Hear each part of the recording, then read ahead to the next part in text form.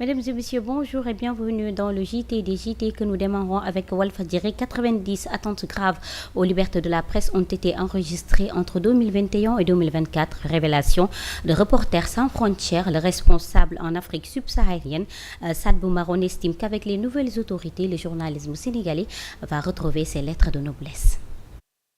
Les recommandations, nous nous sommes dit dans un premier temps qu'il est important dans le code de la presse tel que c'est configuré actuellement que le Sénégal dépasse tout ce qu'on appelle un peu les peines privatives de liberté. Parce que aussi, si nous disons par exemple qu'il y a eu une quinzaine d'interpellations ces 3 dernières années et au moins 3 journalistes avaient été emprisonnés directement sous ce qu'on considère comme des mandats de dépôt direct. Et pourtant, ils étaient dans l'exercice de leur fonction. La détention la plus longue, c'était environ 3 mois préventifs, mais ensuite, il y a eu plusieurs autres allers-retours d'un journaliste comme Pape Alé Niang.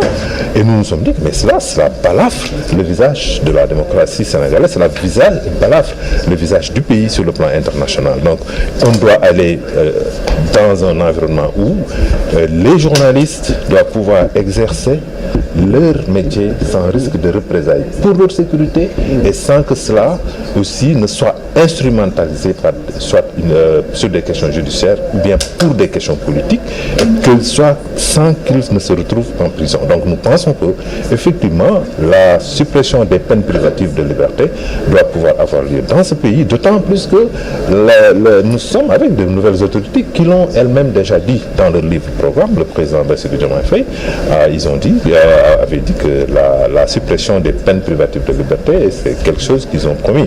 Donc ça peut être intéressant à l'aide de ça, mais également qu'il y ait davantage de responsabilité dans le travail des journalistes également, parce que le mot responsabilité.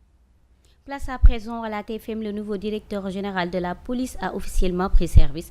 Le général Mame Seydou Ndiaye promet de réconcilier la police et la population. Il promet le respect des lois et règlements et il entend renforcer la sécurité, surtout au niveau des frontières terrestres et maritimes.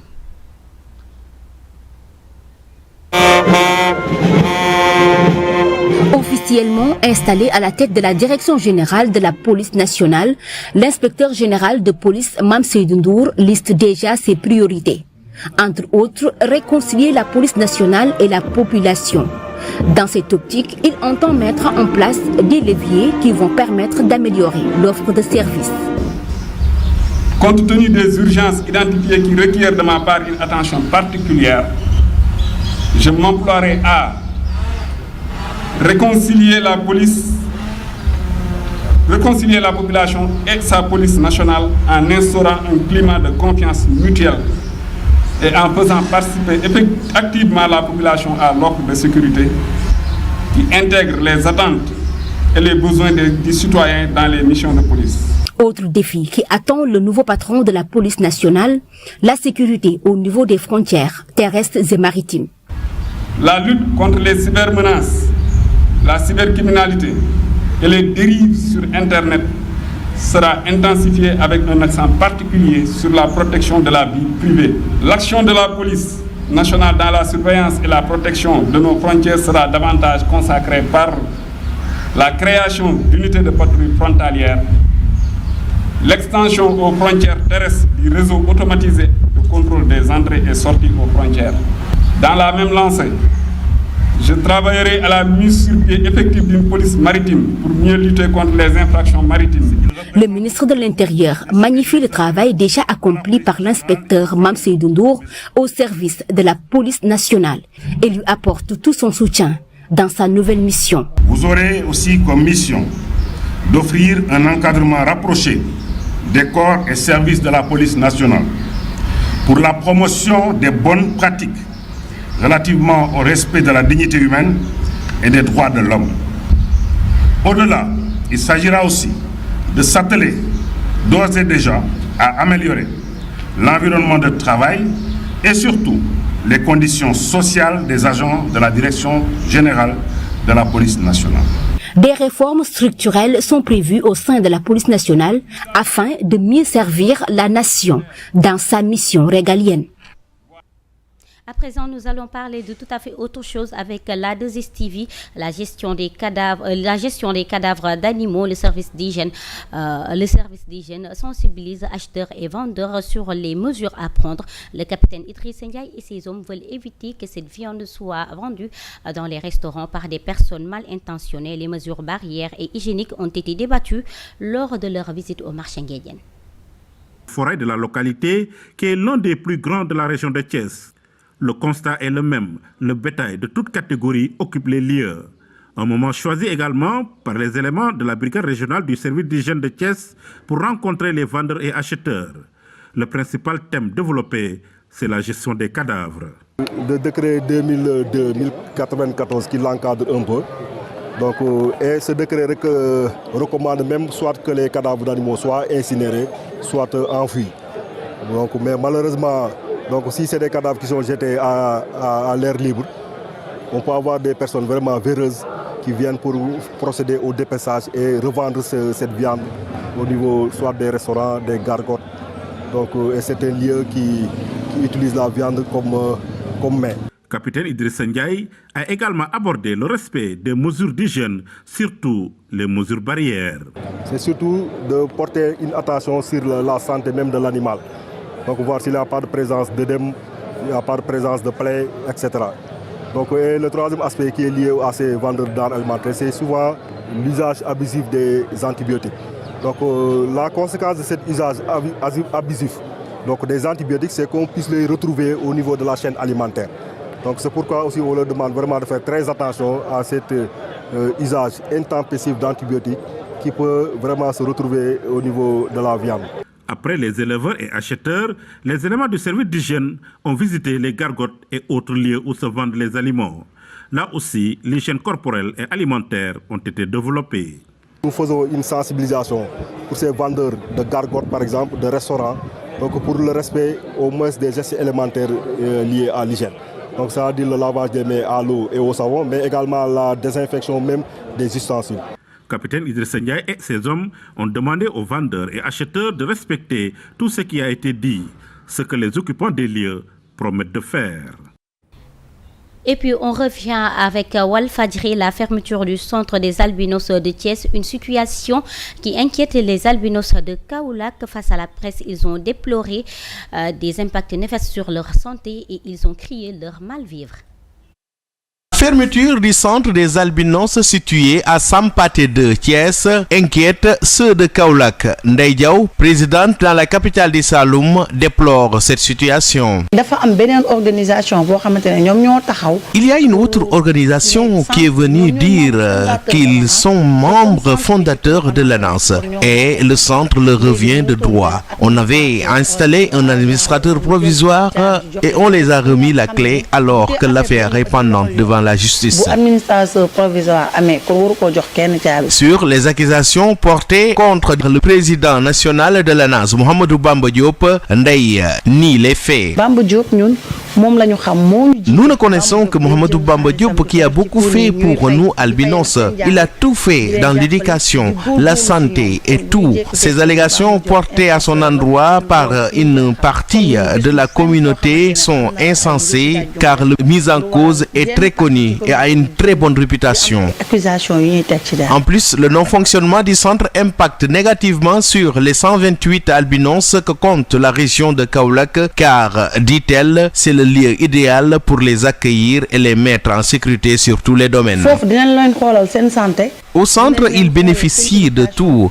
Ils sont éduqués, bien encadrés, leur santé est prise en charge et ne sont pas exposés au soleil. C'est le lieu idéal que nous disposons pour les albinos. albinos. Protéger suñuy albinos ba duñu am benn problème. Ces différends qui les opposent à une frange de la communauté des albinos et pendant devant la justice, cause pour laquelle ils suggèrent au président de la République et au Premier ministre de s'en occuper. Le président de la République, Bassirou Diomaye Faye, et son Premier ministre, on leur demande de nous aider pour que justice se fasse sur cette affaire au plus vite. Kaolack, Al-Hassan Ba, Mohamed Dia. Et puis avec la RTS, la déclaration préalable d'importation est obligatoire pour toute importation de marchandises d'une valeur supérieure ou égale à 500 000 francs CFA. ATPI renseigne sur le volume, la valeur, mais également la provenance des marchandises. C'est le sujet du grand format de dossier économique de la RTS. La déclaration préalable d'importation est instaurée au Sénégal depuis 1991 dans le cadre du programme de vérification des importations. Depuis le 1er mai 2024, cette réglementation a été revue par la Direction générale des douanes.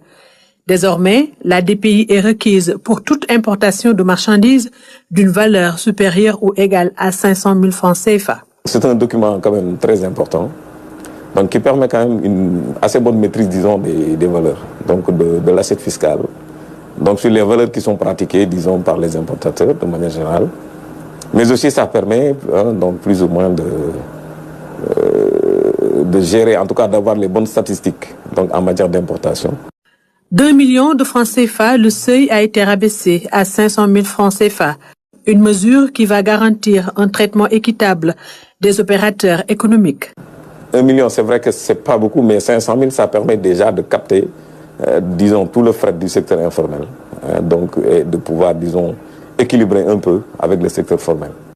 Le traitement de la DPI est confié à la direction du renseignement, d'analyse du risque et de la valeur après demande préalable sur le système informatique Orbus Gaïndé 2000, une plateforme qui vise à faciliter les formalités et les échanges pré-dédouanement. Ce n'est pas quelque chose de nouveau.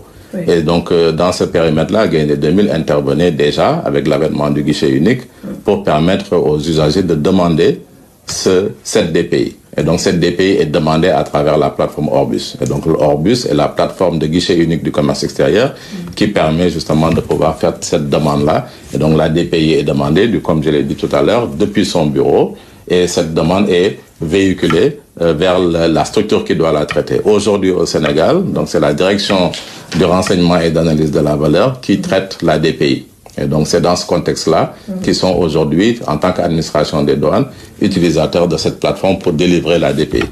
Un système performant qui présente de nombreux avantages pour les usagers. Le minimum qu'on pouvait dépenser sur une DPI en termes de déplacement taxi, ça pourrait avoisiner à peu près 10 000 francs ou 15 000 francs. En 2004, avec la digitalisation, le directeur général des douanes d'alors a dit d'informatiser la DPI. Alors, on s'est rendu compte qu'en informatisant la DPI, en une matinée, on pouvait solliciter et obtenir la DPI. Quand on lève la DPI, les documents bancaires qu'on a, l'autorisation de change, l'attestation d'importation qu'on était en train de chercher via la direction du monnaie du crédit ou bien d'exportation, on l'a d'un clic. Donc c'est un gain de temps qu'on a et qui parle de temps, parle d'argent. Donc c'est plus bénéfique pour la digitalisation qui est mondialisée actuellement pour le dédouanement des marchandises. Commerçants, industriels, associations de consommateurs soutiennent également la mesure. Dans le passé, nous avons eu un engorgement du port. Les organisations de commerçantes ont décrié qu'il y a eu tellement de frais de magasinage et de stockage qui renchérissaient les prix de revient des produits importés. Ceci n'est plus de mise grâce à une dématérialisation intégrale. Et personne ne perd dans cette opération-là. La digitalisation des procédures, une étape importante dans la modernisation de l'administration des douanes. Depuis la rupture du contrat État-Cotecna, à peu près 4 milliards de francs CFA sont économisés par an.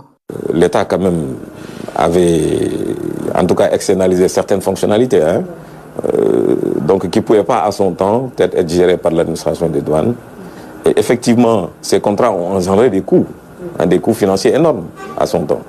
Bon, c'est vrai que soit on parle de 4 milliards, mais des fois même, ça peut aller loin, parce que des fois il y a des avenants.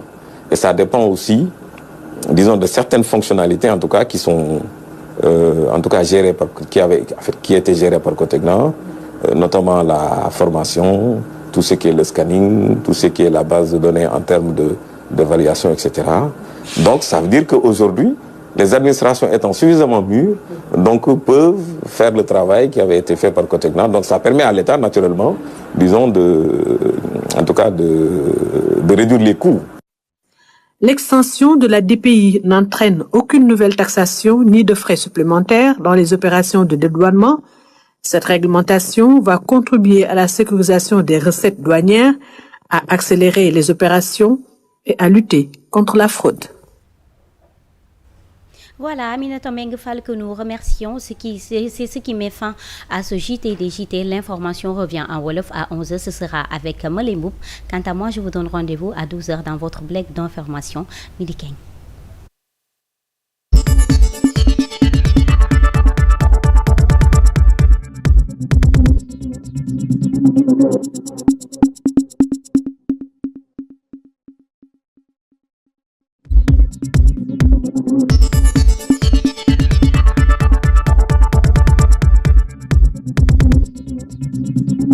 Thank you.